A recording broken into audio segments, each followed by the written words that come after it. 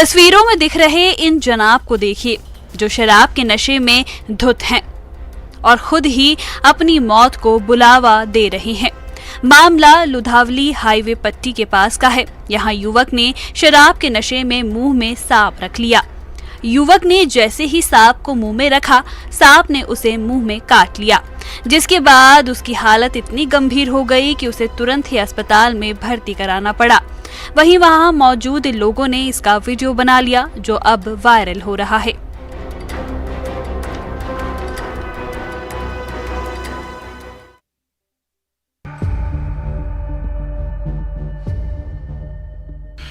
बैतूल में एक शोरूम में उस वक्त हड़कंप मच गया जब शोरूम में मौजूद डस्टबिन में दो खतरनाक रसल वाइपर एक दूसरे से लिपटे मिले। वाइपर मिलने से शोरूम के कर्मचारियों के होश उड़ गए। एक तरफ जहां शोरूम के कर्मचारियों में रसल वाइपर मिलने से दहशत मच गई, तो वहीं दोनों सांप एक दूसरे से ऐसे लिपटे हुए थे जैसे एक दूसरे से ज़्यादा मोहब्बत कर रहे हों। खैर, इधर सांप तो अपनी दुनिया में मस्त थे, लेकिन इन दो जहरीले सांपों ने कर्मचारियों के होश उड़ा दिए। हालांकि सर्पमित्र को बुलाकर सांप को रेस्क्यू कर जंगल में छोड़ दिया गया। बता दें कि शाहपुर के आसपास काफी संख्या में रसल वाइपर हैं जो अक्सर शहरी इलाकों में घुस आते हैं।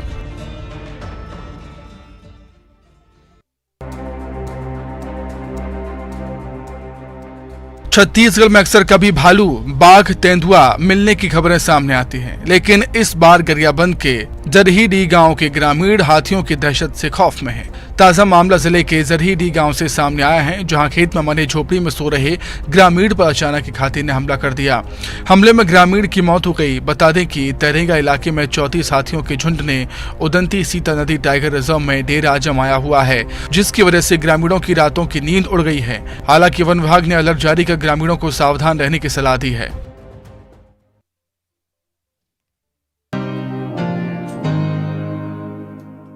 सरहद हो या भाषा, प्यार में कुछ मायने नहीं रखता। दो देश दो भाषा, मोहब्बत में मायने नहीं रखती। दिल की भाषा बस समझ आनी चाहिए। और यही वजह है कि खजुराहो के रहने वाले एक युवक को मेक्सिको की एक महिला भाग गई। दोनों के बीच मोहब्बत का परवान ऐसा चढ़ा कि अंजाम शादी तक पहुंच गया।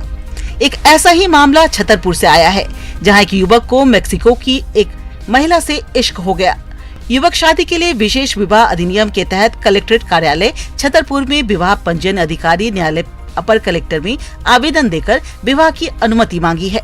खास बात यह है कि युवक की उम्र 25 साल है, तो वही महिला की उम्र 55 साल। दोनों विवाह के अटूट बंधन में बंधकर आगे की जिंदगी साथ निभाना चाहते हैं।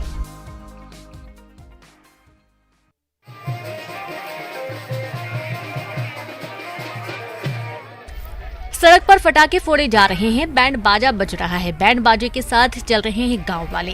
एक पल को देखने से ऐसा लग रहा है जैसे गांव में किसी की शादी हो, लेकिन ये शादी का नजारा नहीं बल्कि गांव के बुजुर्ग की मौत के बाद उनकी शव यात्रा निकाली जा रही है।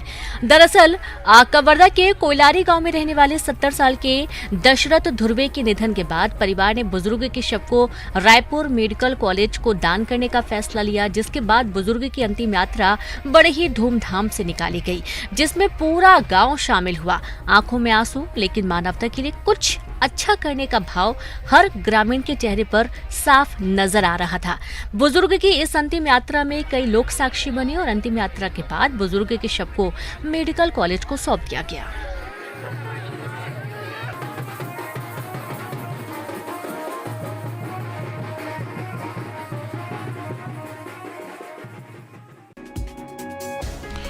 बेबसी, लाचारी जैसे शब्द इस तस्वीर को बताने के लिए काफी हैं, जो हेल्थ सिस्टम की पोल पट्टी खोल रहा है।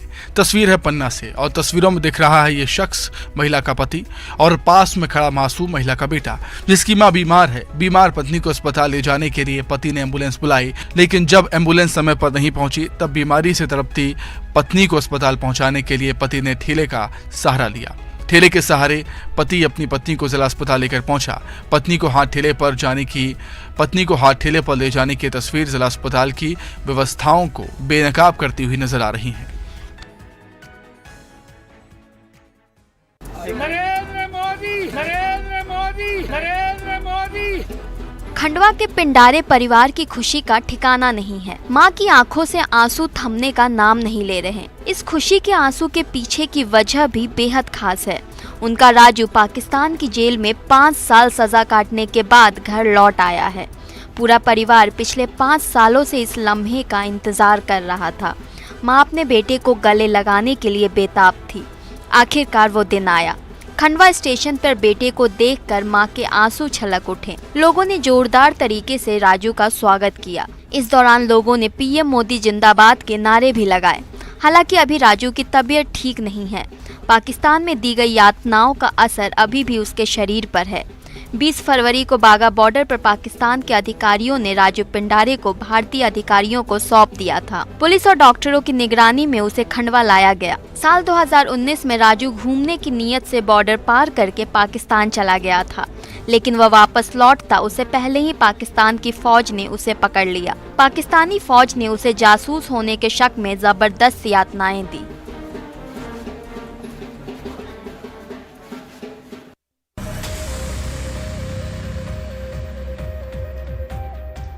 खरगोन में अंगूर से भरे ट्रक में भीषण आग लग गई।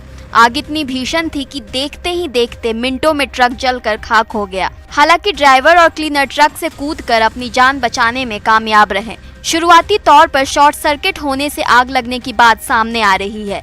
हालांकि ठिकरी नगर परिषद से पहुंची दमकल ने आग पर काबू पा लिया है। बता दें कि ट्रक नासिक से अंगूर भरकर दिल्ली जा रहा था, तभी अचानक ट्रक में आग लग गई। ये पूरी घटना खलटाका पुलिस चौकी क्षेत्र के बोराड ब्रिज के पास की बताई जा रही है।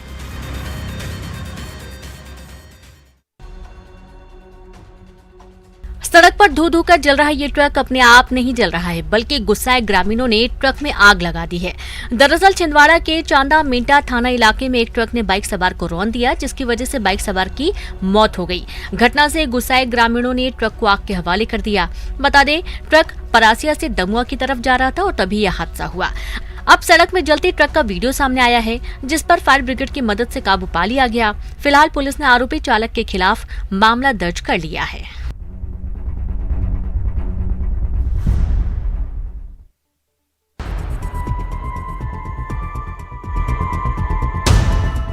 भिलाई के स्टील प्लांट में भीषण आगजनी हो गई। ये आगजनी RMP-2 के वर्टिकल क्रेन में हुई।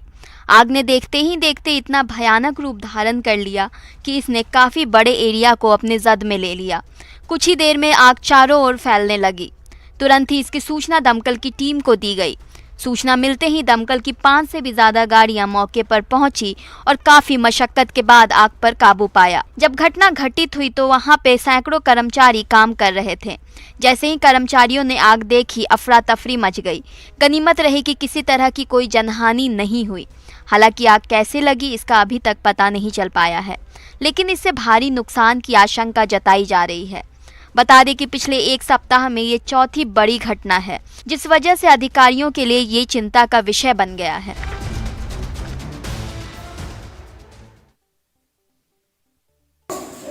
आप तो दारू पिए हैं, सेंट मार रहा है पूरा। हाँ नहीं पिया, कब पिया? है? कब पिया था? आज नहीं पिया। लेकिन सेंट तो मार रहा है। नहीं, अगर घर का पिया तो मारा। छत्तीसगढ़ की शिक्षा व्यवस्था का हाल ये वीडियो बयां कर रहा है।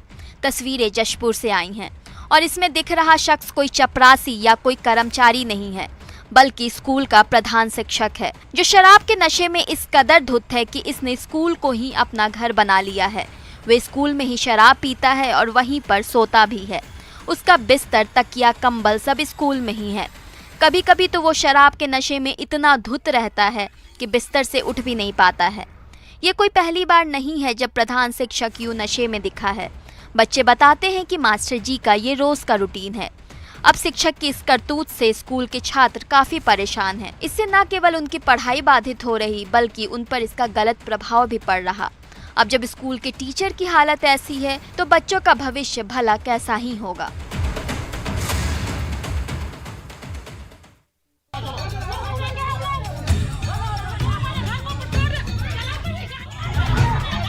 जेसीबी के आगे लेटे लोग, पुलिस से भिड़ती महिलाएं। ये तस्वीर सामने आई है धमतरी के महंत घासीदास वार्ड इलाके से, जहां अतिक्रमण हटाने को लेकर रहवासियों ने विरोध जताया। दरअसल अतिक्रमण हटाने निगम का अमला पुलिस बल के साथ महंत घासी वार्ड पहुंचा था। इसी दौरान लोगों ने प्रशासन की कार्रवाई का विरोध किया।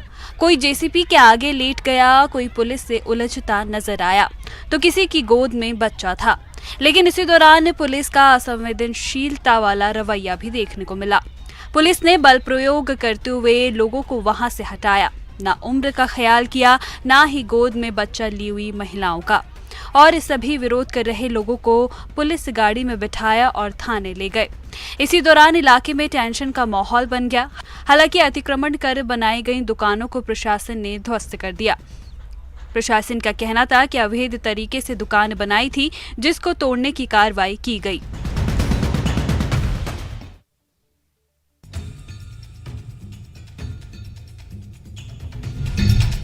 बिलासपुर में युवती को भगाकर शादी करना एक युवक को भारी पड़ गया।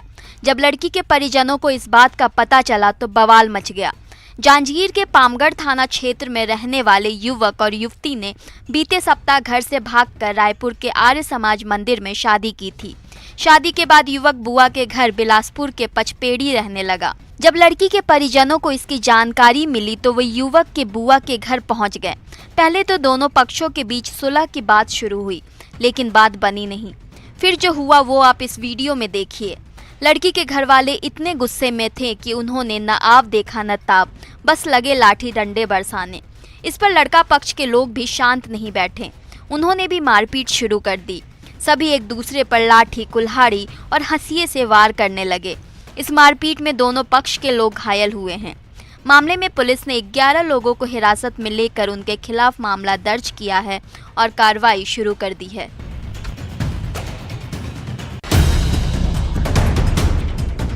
जशपुर में इन दिनों शिक्षा विभाग की लगातार बदहाल तस्वीरें सामने आ रही हैं। इसके बावजूद ना तो शिक्षा व्यवस्था सुधर रही और ना ही शिक्षक। अभी तो शराबी शिक्षक के स्कूल में डेरा डालने की खबर थमी भी नहीं थी कि एक और स्कूल से शर्मसार करने वाली तस्वीर सामने आई है। मामला डोकरा हायर सेकेंडरी स्कूल का है, जहां खुलेआम बच्चों से काम कराया जा रहा। इसकी तस्वीर भी सामने आई है। तस्वीरों में साफ दिखाई दे रहा है कि कुछ स्टूडेंट स्कूल यूनिफॉर्म में ही फावड़ा और तागड़ी लेकर मिट्टी खोद रहे हैं। वहीं कुछ बच्चे मिट्टी की ढुलाई करते भी नजर आ रहे हैं। ये मिट्टी की खुदाई का काम स्कूल परिसर में ही किया जा रहा। स्कूल में बच्चों से श्रम करवाने की ये तस्वीर जिले की शिक्षा व्यवस्था की पोल खोलती नजर आ रही है।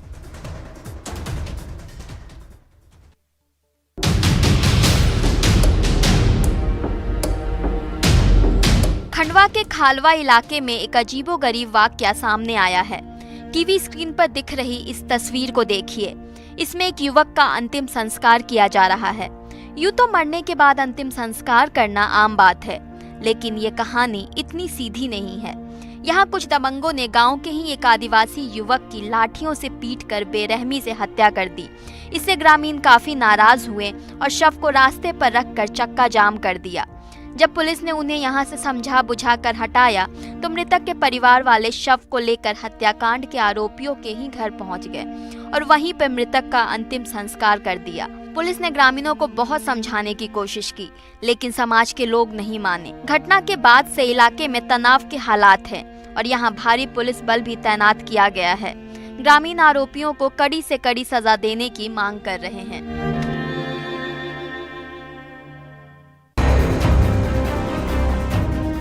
नर्मदापुरम के रहटवाड़ा गांव में ग्रामीणों ने जमकर हंगामा किया। यहां के रहने वाले पिछले काफी दिनों से सड़क और बिजली की समस्या को लेकर काफी परेशान थे।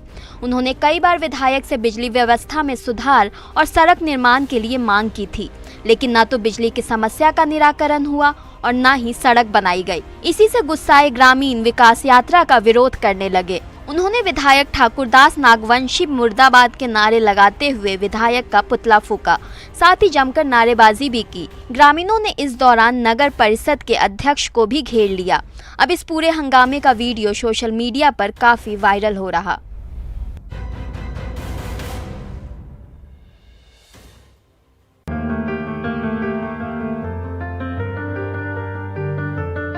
रतलाम के कलेक्टर नरेंद्र कुमार सूर्यवंशी ने एक बार फिर संवेदनशीलता का परिचय दिया है।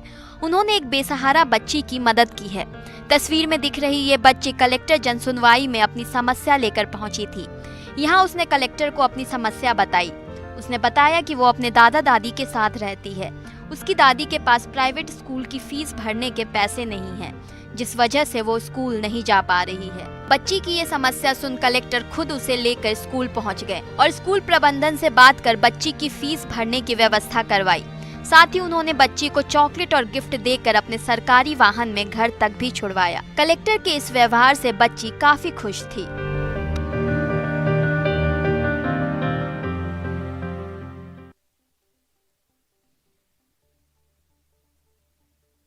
हार्ड कपाती ठंड में साधना कर रहे बाबा। तस्वीरें उत्तराखंड के बद्रीनाथ धाम की है, जहां मंगलवार देर रात जमकर बर्फबारी हुई, जिससे एक बार फिर 1 से 2 फीट तक बर्फ जम गई। बर्फबारी के बाद की तस्वीरें भी सामने आने लगी है। बद्रीनाथ धाम में साधु संत किस तरह से कड़ाके की ठंड के बीच भी तपस्या में लीन है, इसकी एक तस्वीर सोशल मीडिया पर वायरल हो रही है। बाबा का नाम अरस कुमार महर्षि है। बाबा जहां 6 महीने से बर्फ के ऊपर तपस्या कर रहे हैं। आपको बताते चले कि बद्रीनाथ, केदारनाथ, गंगोत्री और यमुनोत्री चारों धाम के मंदिर शीतकाल में भक्तों के लिए बंद कर दिए जाते हैं, क्योंकि यहां बर्फबारी के कारण ठंड काफी अधिक बढ़ जाती है। ठंड का मौसम बीतने पर इन चारों मंदिरों के कपाट भक्तों के लिए खोले जाते हैं। कहा जाता है कि जब धाम के कपाट खुल रहे होते हैं तब यहाँ नर यानी रावल पूजा करते हैं और बंद होने पर यहाँ नारद मुनि पूजा पाठ का दायित्व संभालते हैं।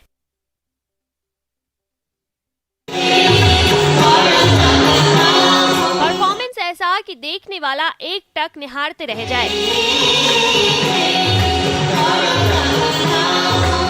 तस्वीरें ताज नगरी आगरा की है। मंगलवार की देर रात को ताज महोत्सव 2023 के दूसरे दिन अलग अलग तरह के कार्यक्रमों का आयोजन किया गया। ये आयोजन शिल्पग्राम के साथ ही सेल्फी पॉइंट, चौपाटी, सदर बाजार में हुए। शिल्पग्राम में रात को सांस्कृतिक नृत्य का आयोजन हुआ। उसके बाद लाइव बैंड का आयोजन किया गया। विदेशी मेहमान भी खुद को थिरकने से रोक नहीं सके। आपको बताते चले, G20 आयोजन वर्ष में विश्व बंधुत्व की थीम पर शिल्पग्राम में ताज महोत्सव का सोमवार को आगाज हुआ था। 1 मार्च तक चलने वाले इस महोत्सव में देश भर से 350 से ज्यादा शिल्पियों के स्टॉल्स लगाए गए हैं।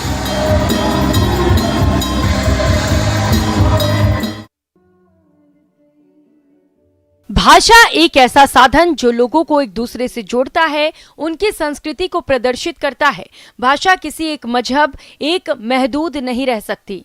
इसे समाज के हर तबके से संजीवनी मिलती है, ठीक वैसे ही जैसे कश्मीरियों को सर्दियों से मिलती है। 21 फरवरी को मनाए जाने वाले अंतर्राष्ट्रीय मातृभाषा दिवस पर श्रीनगर में सांस्कृतिक संस्थान अर्नीमाल ने कश्मीर म्यूजिकल ओपेरा का आयोजन किया। इसका मकसद कश्मीरी जुबान को उसके हिस्से का आसमान मुहैया कराना था।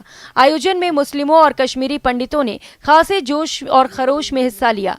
कि हमने ये शो जो रखा था, ये टिकटेड रखा था, इसका हमने 150 रुपया 100 रुपया टिकट का रखा था और शुक्र अल्हम्दुलिल्लाह हम उस चीज़ में कामयाब हो गए। भारत में ही 122 ऐसी भाषाएं हैं जिनको बोलने वालों की संख्या 10,000 से ज्यादा है। वहीं 29 भाषाएं ऐसी हैं जिन्हें 10 लाख लोग बोलते हैं।